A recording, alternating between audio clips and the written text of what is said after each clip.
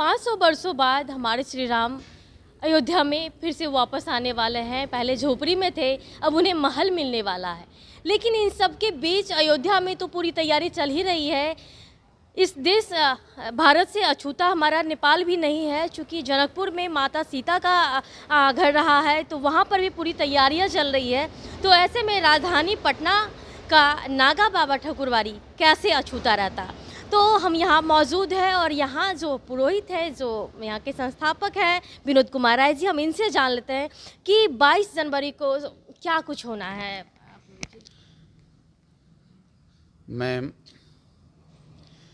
इस उत्सव की व्यापकता और इस उत्सव के प्रति जो बेचैनी है, इंतज़ार रहा है, इनको आप इसी उदाहरण से समझ सकते हैं कि किसी भी व्यक्ति का खोया हुआ एक बच्चा 2, 4, 5 साल के बाद अगर मिलता है तो उससे कैसे मिलता है, उसके इंतज़ार कैसे होती है। और ये 500 वर्षों का हमारे खोया हुआ श्री राम जन्मभूमि जो लोगों ने इनक्रोच करके, दबा करके और इन पर जो है मस्जिद तैयार किया, और वहाँ हमारी जो है आज राम लला विराजमान होने वाले हैं। हमारी सनातनियों के हृदय में कैसी बेचैनी और बेचैनी के साथ जो हर्ष है, इसको मूल्यांकन नहीं किया जा सकता। मैं शब्दों में कैसे वर्णन कर सकता हूँ। ये हृदय की बात है और ये अनुभूति करने की चीज़ है। ऐसी परिस्थिति में जब आप पूछ रही हैं तो श्री नागा बाबा ठाकुरबाड़ी अपने आर्थिक क्षमता, अपनी बौद्धिक क्षमता, अपने संस्कार की क्षमता, अपने सामाजिक क्षमता में कहीं भी कोर कसर नहीं रखेगा। उस उत्सव को मनाने में सारी क्षमताओं को झोंक देगा श्री राम लला के आगमन के अवसर पर।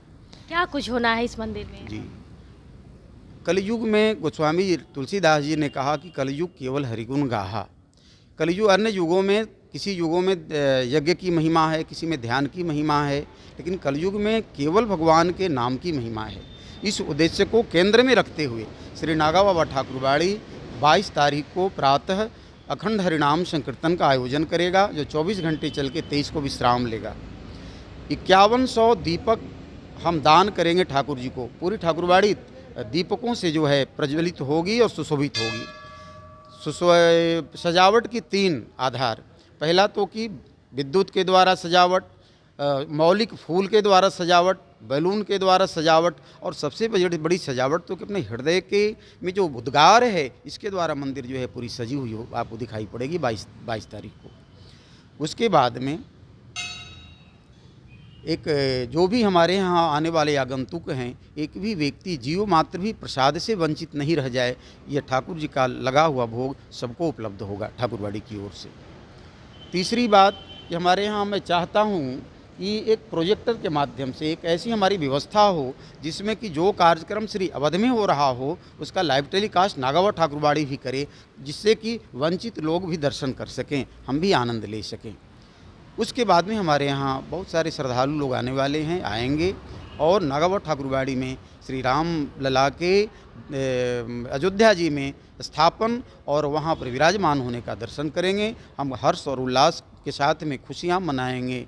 इसको हम कैसे शब्दों में वर्णन करें, मैं वर्णन नहीं कर सकता हूँ। आगे लोग शरीक हों तब अनुभव करेंगे कि नागा बाबा ठाकुरबाड़ी किस तरह से कार्यक्रम को आयोजित कर रहा है।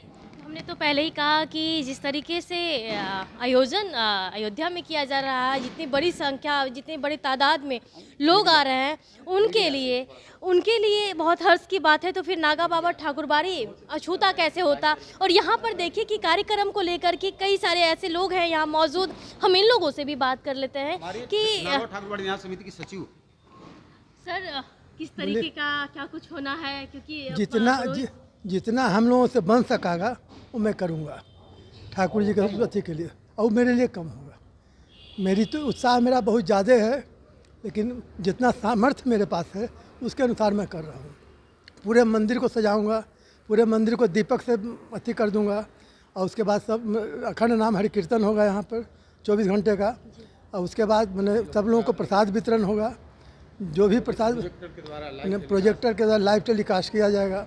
इससे ज़्यादा हम लोग कुछ कर नहीं सकते जितना हम कर सकते। खुशी साहब, तो आपका शुभ नाम? मेरा नाम अशोक कुमार हुआ। मैं यहाँ नागा बाबा ठाकुरवाड़ी के सचिव हैं। और देखिए जिस तरीके से मंदिर के प्रति जो आस्था है, हम इससे पहले भी जब कभी भी रामनवमी को होता है हम यहाँ आते हैं। यहाँ पे पूजा पाठ के अलावा भी जब राम जी का जन्मोत्सव मनाया जाता है, उसके बाद 6 दिन तक यहाँ पर जो है कार्यक्रम आयोजन किया जाता है। उनका छठी 6 दिन के बाद होता है, वो भी जो मिथिलांचल का जो रीति रिवाज है उसे भी आयोजन किया जाता है, वो भी यहाँ उत्सव के माहौल होते हैं वहाँ पर। तो साथ ही साथ अवध सजेगा तो फिर नागा बाबा ठाकुरवाड़ी कैसे पीछे रह सकता है। ऐसे में 5100 दीप से सजाया जाएगा, फूल बलून लगेगा यहाँ पर।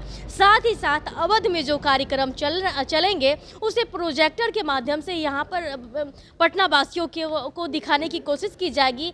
ये और ख़ास करके यहाँ पर जो उत्सव का माहौल होगा वो देखने की योग्य होगा। तो आप लोगों से भी विनती है कि आप लोग यहाँ पर भी आए और यहाँ पर जिस तरीके का आयोजन किया जाता है वो देखने योग्य होता है। तो बने रहे कशिश के साथ, पटना से अंकिता सिंह की रिपोर्ट।